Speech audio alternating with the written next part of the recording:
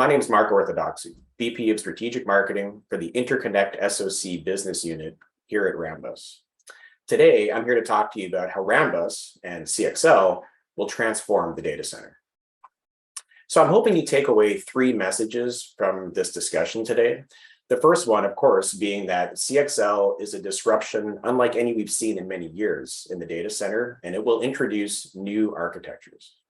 The second is that this isn't going to happen all at once. In fact, CXL technology will be adopted in phases.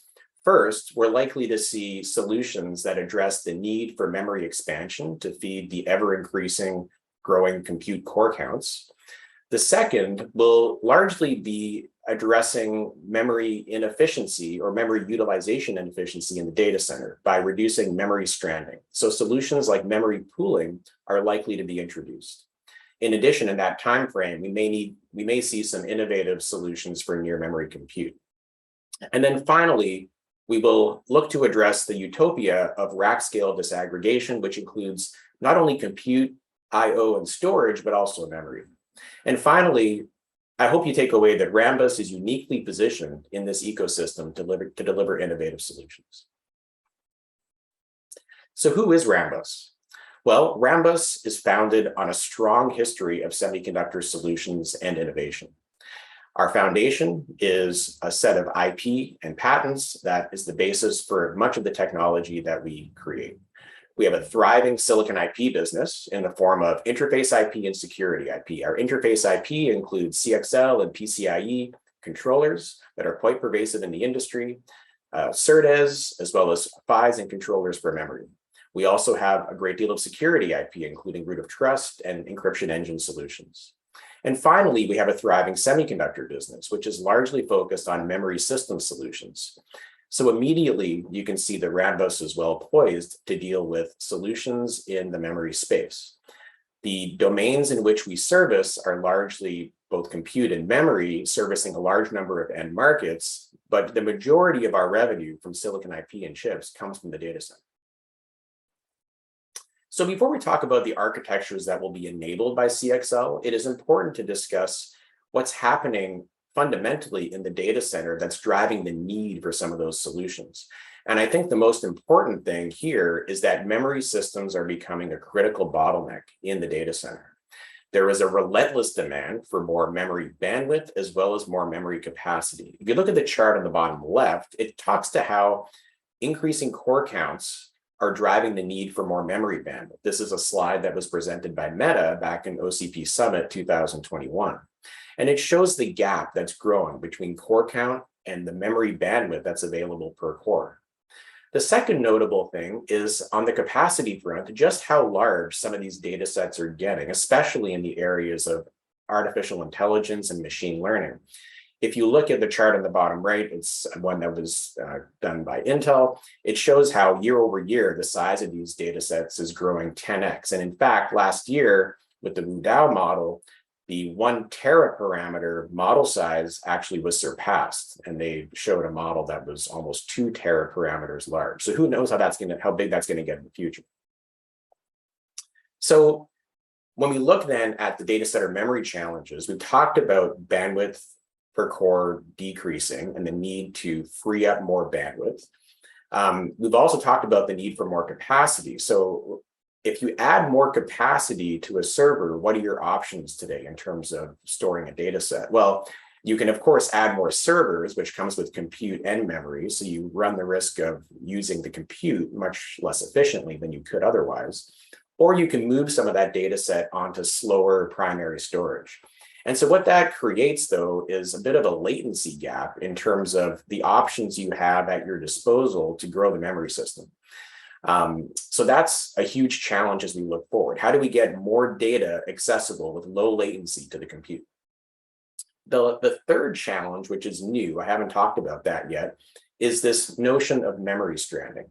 And really what we mean by this is if you're a data center architect, one of your jobs is to dial in the provisioning for any given server to deal with peak workloads. So you have to dial in how much memory you want to put inside that server.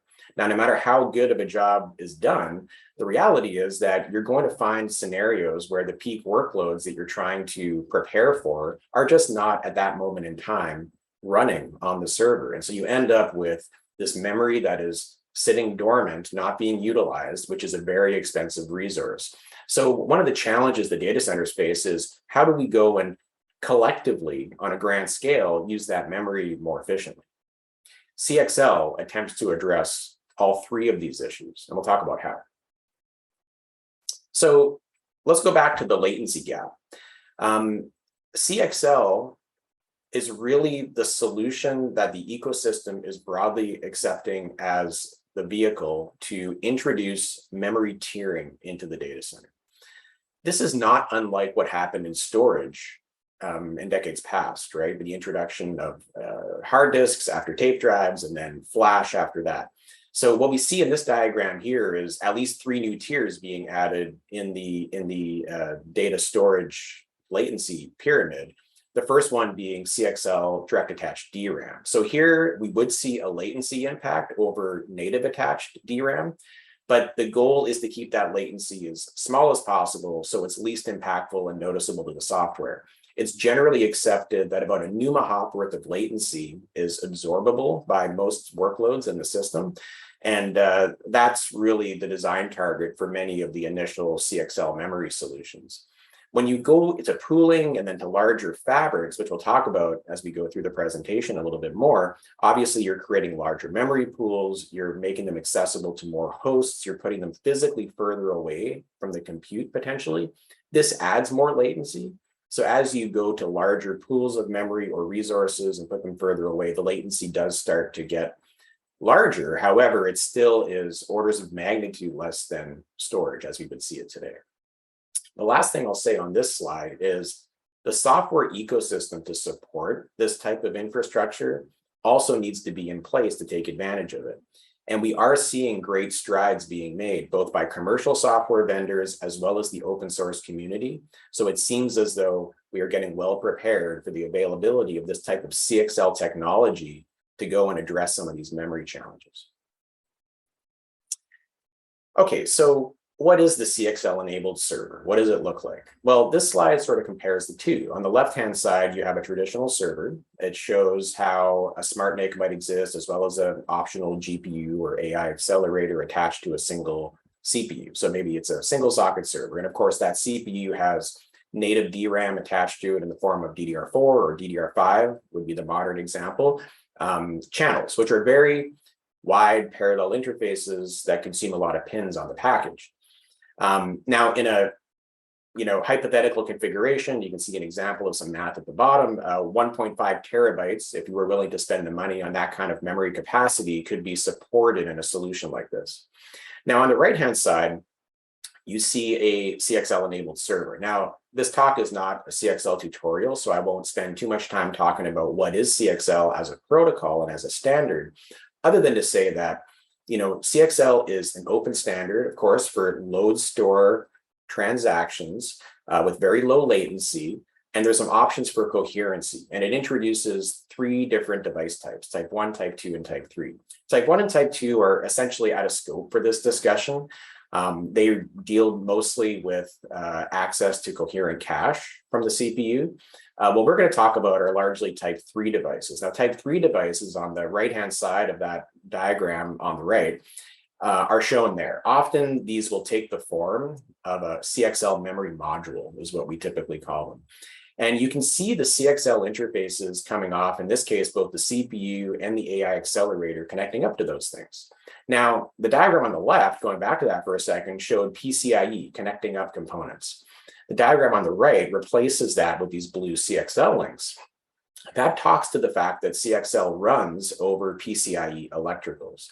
This is a huge benefit for CXL because essentially it does not require the sheer plumbing of the server to be rebuilt or re-architected. Rather, as long as the devices on both ends of the plumbing support CXL as a protocol, you can actually use existing infrastructure. So by adding CXL memory modules into existing infrastructure on the server, we've actually increased the memory capacity and the memory bandwidth in the system. So for example, if you were to throw, say, 4 CXL memory modules into this system, attach them to the CPU, you can easily do the math to show that you've delivered 2x the memory capacity and as much as 50% more memory bandwidth to those cores running in the CPU. But there's other benefits to CXL attached memory that are beyond just bandwidth and capacity. For example, now we have new vehicles for customers to do custom memory solutions, where before their options were simply plug more or less RDIMMs of different capacities into the CPU or into the server. Now we can actually tune bandwidth per unit of capacity, making compromises in terms of error correction and other kind of RAS capabilities. We also have this notion of media independence. Very important principle with serial attached memory, like CXL attached memory, is that the media controller, the DRAM controller, has moved off the CPU into an SoC that lives on an external module. What this means is that now memory types that are not natively supported by the CPU can be supported. So for example, imagine running DDR4 on a CPU that otherwise only natively talks DDR5. Amazing opportunities for reuse and cost savings in large-scale data center deployments. The fourth item on this slide talks to persistent memory. We haven't talked about persistent memory yet. This actually is also a great vehicle for persistent memory to increase its pervasive footprint in the data center. The challenges historically with persistent memory have been you need to downgrade the performance on a high-performing DDR interface on the CPU. You may have to make changes to the BIOS to make it all work. Only some CPUs natively support the protocol that's actually required to use specific persistent memory. So this actually gives a standard interface with no real system configuration changes required to take advantage of new media types, including persistent memory or storage class memory. And then finally, lower solution costs. So if you imagine a serial interface connecting up to a memory module is much more pin efficient than a parallel DDR interface. So what that means is more memory bandwidth is available to a CPU with less pins. That will reduce package costs, it will reduce die costs over time, and really enable a new level of memory bandwidth per compute core on existing die footprints. Okay, so we talked a lot about direct attached CXL memory for the various benefits that provides. Now let's talk about some of the scaling of CXL. Now, as soon as you serialize the interface to the memory, you've actually opened up all kinds of possibilities in terms of moving that memory further from the compute engines if the latency is tolerable. And there's kind of two different solutions for this that are broadly accepted as options to enable that type of memory pooling. The first is often called, not to overuse the term, CXL memory pooling, which is essentially you have a memory node or a memory appliance with one or more CXL pooling memory controllers, and this memory node is directly connected to a bunch of compute nodes. It also has embedded on it the media controllers required to drive, for example, DRAM. So you have this memory appliance, which will direct connect to a number of hosts or compute engines, and it will have a bunch of memory directly populated in it. Now, the advantage of this is it's the lowest latency solution to build a pool of memory. So as you can imagine, if we go to a larger scale system, you have more links and more hops and more devices to pass through. That will add latency. Of course, the drawbacks with memory pooling are it doesn't scale quite as large as a fabric will, as we'll talk about in a second. And it also, of course, limits you with the flexibility on how much different kinds of media you can put in the memory node, because the media controller is embedded in that memory node, in that pooling memory controller. And so you are, restricted to what that memory pooling controller can support. Now, on the right is a switch or a fabric attached memory architecture. This actually introduces the scale that maybe we were missing in the memory pooling solution to the left of it. It also is not, strictly speaking, a memory pooling solution alone, because it allows for the heterogeneous connectivity of any type 3 device, any type 2 device. So GPUs, you can put PCIe devices on this infrastructure if you wanted to, like storage devices, NICs, etc. Now, of course, the drawback with this, beyond a level up in complexity, is the latency penalty, because you're taking more hops, you have larger devices and passing through more of them. So that's the compromise you make here. And the industry broadly is studying latency tolerances, and that will be, a reality for the next couple of years still before we see this deployed broadly.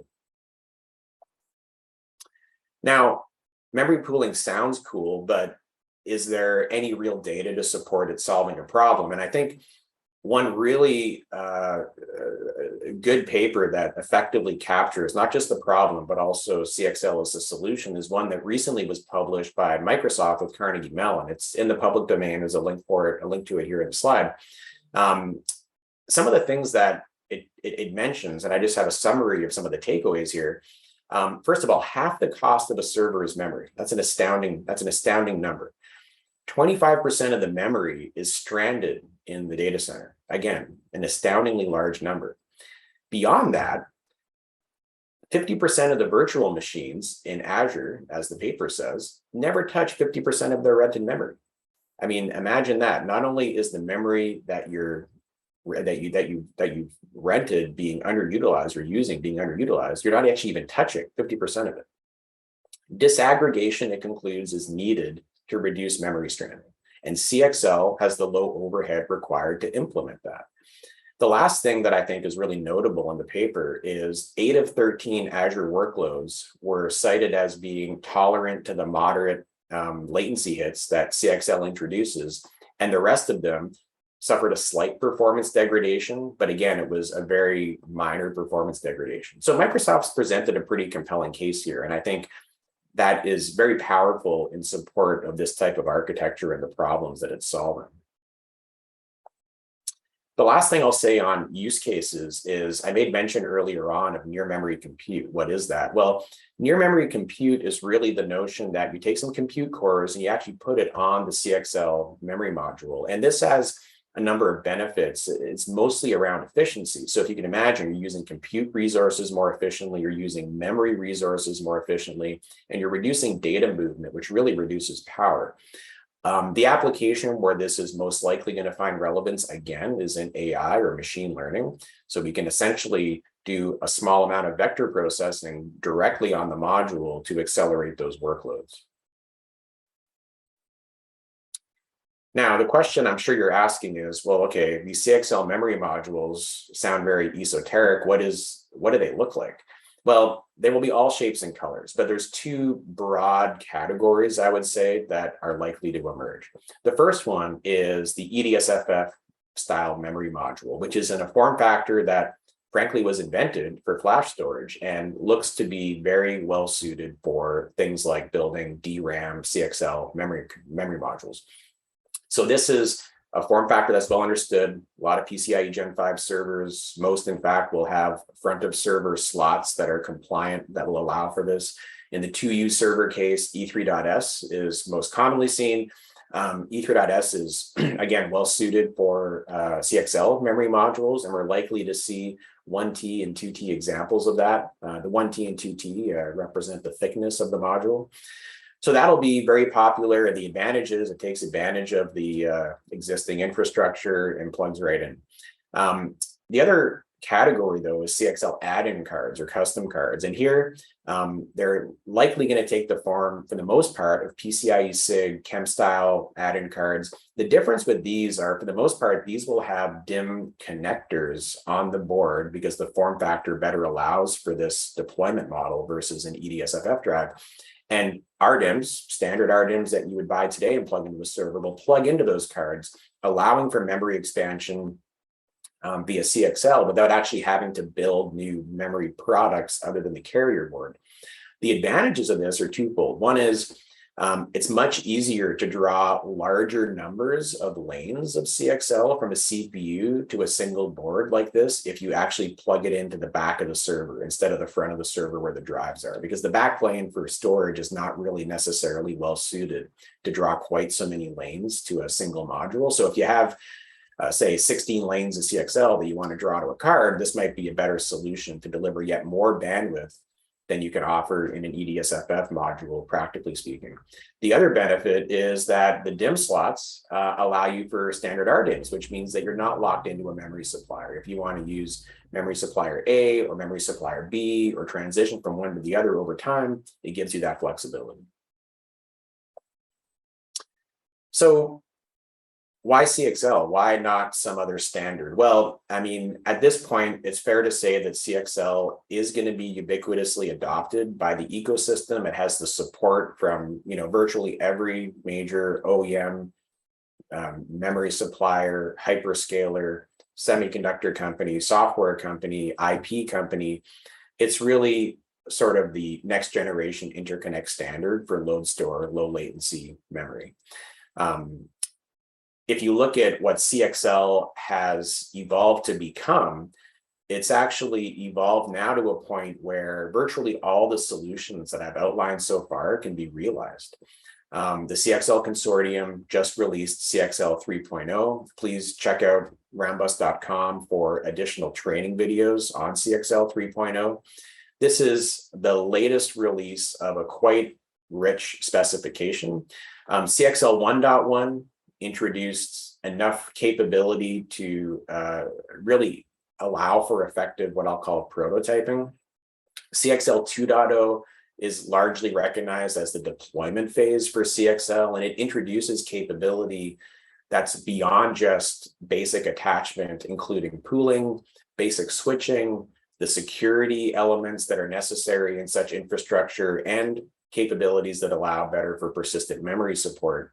With CXL 3, though, this is what I term the scaling phase. So this is when we allow for PCIe Gen 6 electricals to be taken advantage of. So 64 gigatransfers per second. Fabric switching, not just basic single level switching, can be introduced. And there's also concepts for coherent memory sharing, which is a concept that we'll save for a future talk.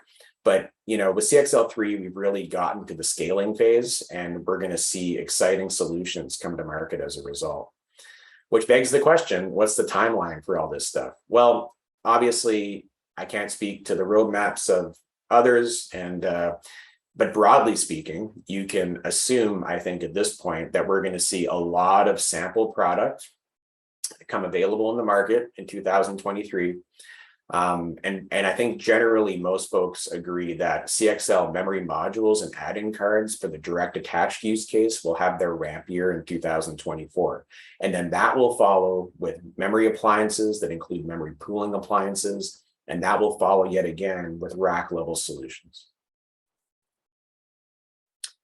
The other thing that's interesting to note as you keep on top of what's happening in the CXL ecosystem and how folks are differentiated, I think, these are the things to look for, right?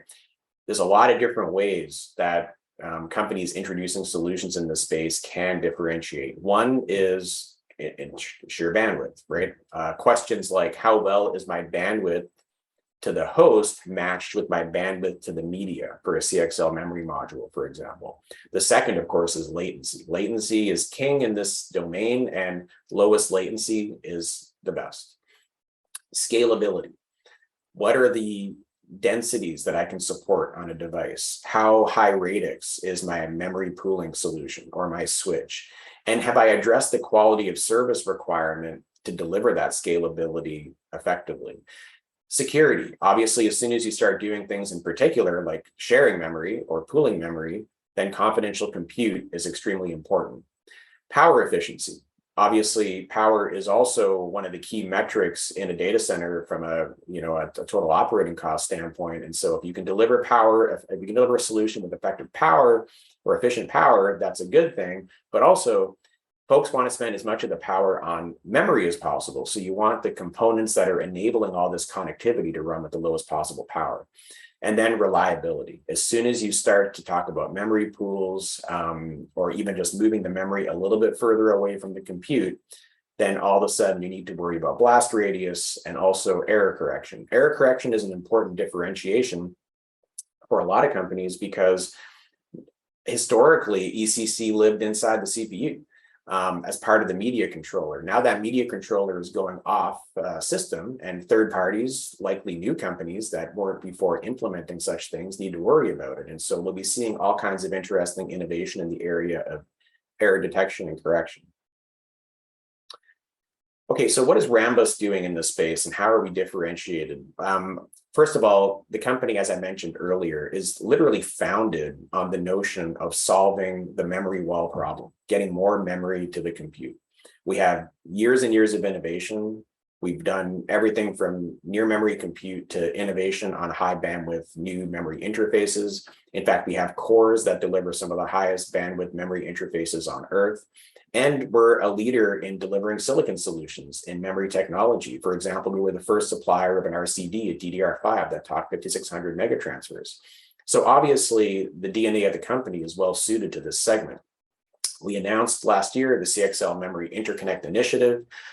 This talked to a lot of the things that I talked about today, and it really gave a sense or a hint of what's to come.